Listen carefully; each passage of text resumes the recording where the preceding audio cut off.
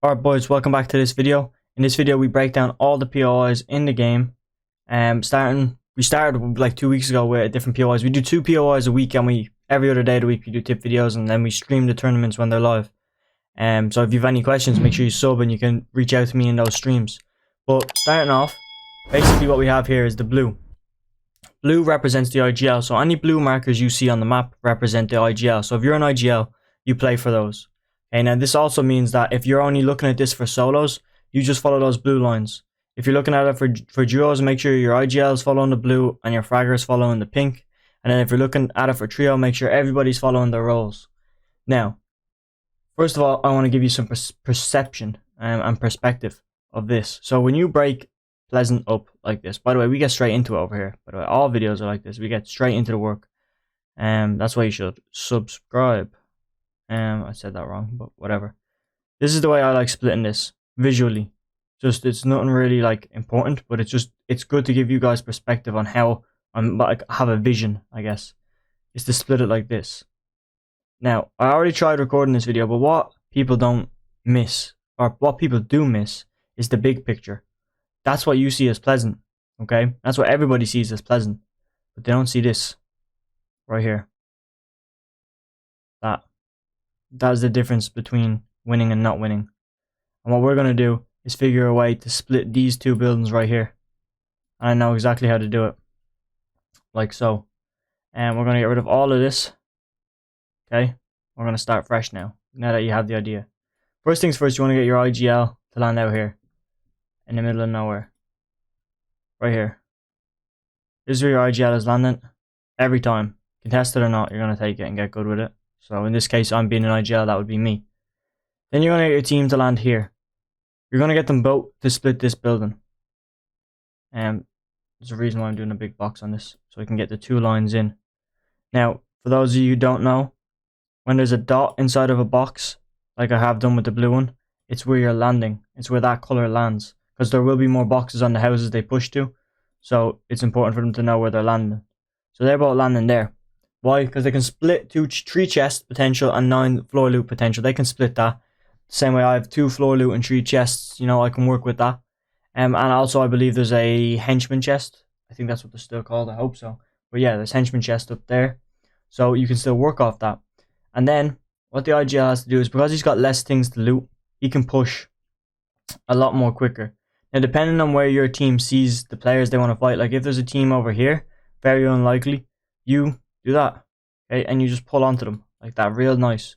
If there's a team here, however, you want to kind of arch around, kind of not behind the tree, but just up to the tree, okay, and obviously get in a bit closer if your team is going for it. But it's just good, and if you have the time and your team isn't under pressure, pull like that without them seeing you. That is a savage pull. The other way is it's like these buildings right here. The reason why you want to get aggressive on these and make sure nobody's in these buildings right here, these two, is because they're the most overpowered in the game. They're like, if a trio drops these, okay, and splits them, they're getting 3 chests and potential 3 chests and then a potential 35 floor loot versus you getting your potential 3 chests and 9. Now obviously the IGL is split, but that's decent loot. That's fightable loot because you can loot this so much faster. And get on top of these, because you know 14 weapons clearly is going to take longer to loot than getting 9 weapons, especially split between 2 people. Now, if you get shambles, it's pretty horrible, but that's why these boys have this route as well. If they have like no good loot, you want to keep them together, because if they do become shambles, you want to get them rotating over here, and then rotating over here, and then that way, from if you guys are well communicated, you're rotating over here as well, and you're both on a safer side till they get better loot. And this building is probably more than likely free for them to loot as well. Now, I'm sorry, I'm sorry, what was that? I'm sorry I'm drawing these out blue. I'll make it clearer. By the way, yellow is usually our push color, like for rotating. So you can either, I guess, I'm not going to put fight there, but you can rotate in like this. Okay, and one of them go here, get this chest. And then you boys all meet up, because the blue is coming in as well. Your IGL is going to meet with you, if you can. So that's option 2. Option 1 should always be, if you have the loot, try and take that fight. That's my highly recommended. There's not really much I can say. It's just make sure, even if you cannot fight and there's a team over here, the best thing to do is hold this building. So you need to get to them. Okay, you boys need to like stick together. Get a car and dip if you need to. Get a chug truck and come back if it's shield that you're lacking. Whatever it may be. You know, there's a workaround. There's always a workaround. And make sure you get enough mats coming out of here. Same with your boys. Make sure you guys have about 300 mats per person. That's very important because people will tend to go for max height plays here. So yeah, it's just fight them. And this building right here is a very central power building. There's going to be a lot of power here by having this building because that's where everybody looks to push. Is this whole row? It's always the most stacked. And then it's this usually. So, basically, that's all it is. So I'm going to show you how to rotate out of here now safely. Let me just clear the whole screen. And make sure you take a screenshot of that if you need it. I'm going to show you how to rotate out here very safely. And clear all this. And zoom out.